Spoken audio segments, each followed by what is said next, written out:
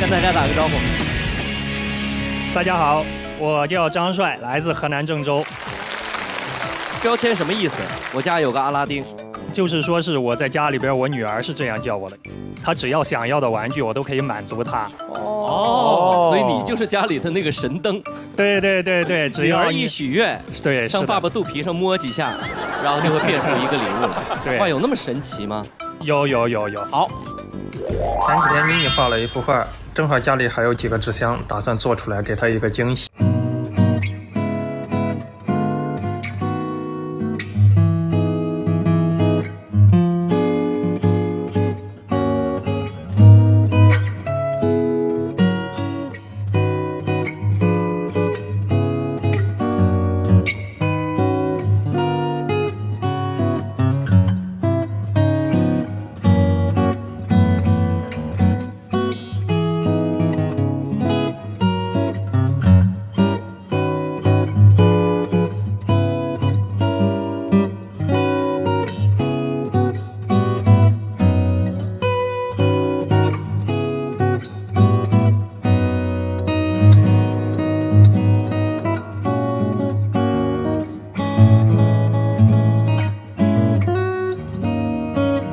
看给我们这些老父亲看的激动的，哇哇哇，太厉害了啊！所以你女儿许下的愿望，你全部是 DIY 给她做的各种各样的玩具，对，手工做，对，全部是手工做的。今天我带来了一些，带来了是吗？对对，快给我们拿几个玩具，我们现场感受一下。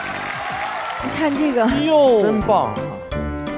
这都是你做的？对，这些都是我用纸壳做的。你像这一个，它这儿有一个遥控器，它能遥控。两个，对，是往前推。哟哇！对，一个往前，一个往后，它是转圈的。哟，哎呀，对，可以同时往后，它是往后倒的。你看杨帆在家没少陪闺女玩车，多少钱？2手我买了。然后这个的哎呦，话，这太好了！你可以转一下这个柄。这应该是一个玻璃球，它应该能够循环的。对对对，我扶着你转。动力是在这儿呢哈。对哦，哦，有自己爬楼梯，对，哇，真好哇，循环玩儿。这个适合3岁以下的小朋友玩。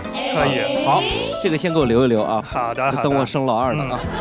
这个的话是一个立体迷宫。哦，立体迷宫。对。你给我们演示一下怎么玩呢？好的，你比如说这个拿一个球啊，也是拿小球。对，放在1号。哦。 1号我们要找一下，让孩子找一下2号在哪儿。哦呦呦。啊，就给他设定出口。对，然后它有8个面嘛，然后就直接就在上边，直接转到2号，转到3号，直接转到终点。这个的话，孩子一般他玩一次大概都得20-30分钟。这么复杂的立体迷宫其实就是普通的纸壳，对，就是普通的拆成的哈。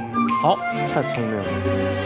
然后这个的话是一个赛车的，玩的那种手机游戏上的。啊，比如说它转。哇，这个太有意思。哦，可以跑哎。你怎么跑这么远啊？太棒了！一撞它就失败了。这掉下来就失败了。对对对，还能掉下来。我的记录是到这儿了。啊，对。哎，有意思有意思。然后这个是做了一个坦克，这个也是可以遥控的吗？对，现在可以走吗？坦克可以。哦，哇，这坦克太像了。因为纸壳做的。对，这个是纯纸壳做的，这里边有一个开关，还有发动机。哇哟，包括这个坦克的履带，它都是用那个纸壳里边的那个纸皮做成的。哇，这个是火箭炮，这是什么意思？这个真能打吗？因为它有威力，没往里边放炮弹。这个是机器猫那个竹蜻蜓吗？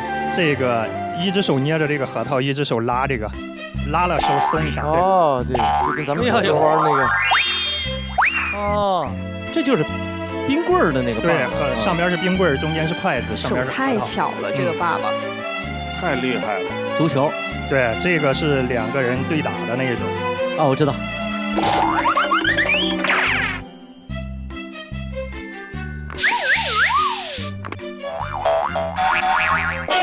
玩起来了。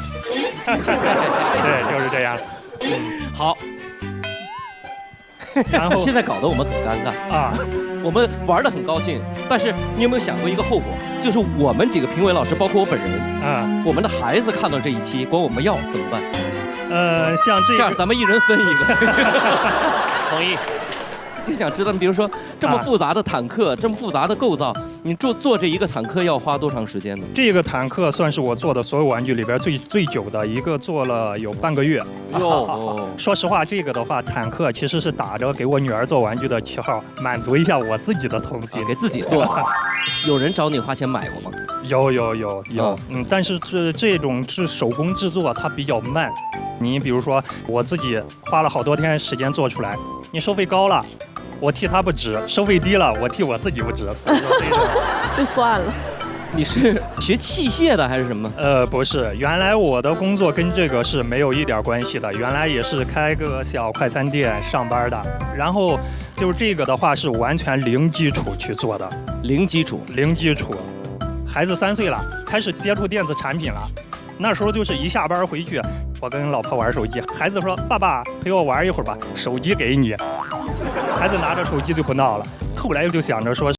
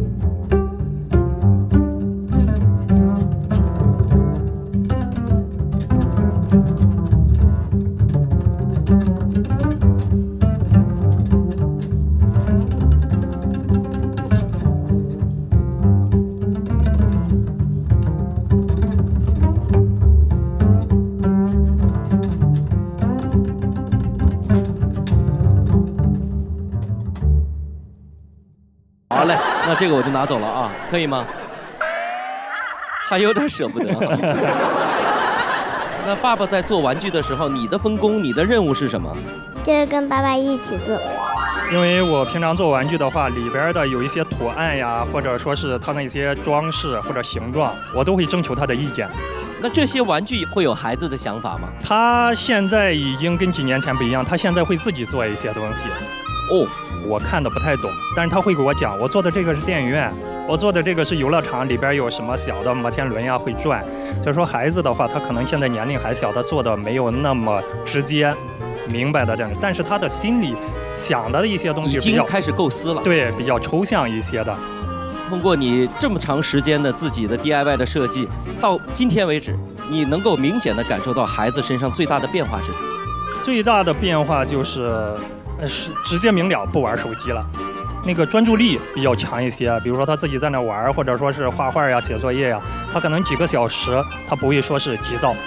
专注力这一块是比较好的。那你觉得你的变化是什么？我的变化其实是感受更多的这个亲子的乐趣，对亲子的乐趣，还有就是说是对身边的人有很多的影响。有一些你像我身边的朋友，他们去看了我这个做的这些玩具，就会回去给自己老公说，或者说自己说，哎呀，我们再要一个小孩吧，给孩子做一些好玩的玩具。还有就是我原来印象挺深的，有一个是朋友，他是根据我做的这个玩具照着去做了一个。孩子的学校举行这个手工比赛，去了学校还拿了名次。拿名次之后，他后来给我分享了，他说是孩子放学了之后特别兴奋，他在孩子的眼中就瞬间那个形象特别高大，确实对我挺触动的。我感觉，我做的这个事情不光光影响我自己，还对别人有了一些更好的影响。所以说大家在平常工作之余，虽然工作很累，但是说我们尽可能的多抽出一些时间去陪伴孩子。对于孩子来说，我感觉是他平常不是说去玩什么，而是谁陪他去玩。哪怕说是你陪他折一个纸飞机，孩子他也挺开心的。所以现在我们都一直在强调说，这个亲子时光的这个效率性，不是说你陪孩子陪了多久，对，而是你真正有效的陪了他多久。对，是这样。确实是，其实现在家里每天都收快递，几乎哈，就觉得把这个纸盒子把它卖废品了，就已经是它的残值的最大化的利用。现在一想想，真是对不起盒子，更对不起我儿子。其实我们在分享他们的故事的时候，我们感叹的都是哇，爸爸手真巧，爸爸真有创造力。但实际上最打动我也最感动我们的是这背后的那份浓浓的父爱。虽然是花了很多的时间，需要你用很多的耐心和精力，但同时你会发现在和孩子的交流过程当中，孩子有的时候真的会启发到我们，他会带着我们重新来认识这个世界，对，去感受这个世界的一份很特别的美好。所以陪伴我觉得是不管对于孩子还是对于父母来说，都是一笔特别宝贵的人生财富。对，说得太好了。今天你是我们最羡慕的小朋友，然后你都说了这个不要了，这个那我就拿走了啊，不许后悔了，好吗？我怎么感觉你有点后悔了？你是不是有点舍不得送给我？你说吧，叔叔做什么你才能把它送给我？你觉得？怎么都不能送给你。怎么都不能送给我？你说话不算数，我很伤心，我要下去哭了，好不好？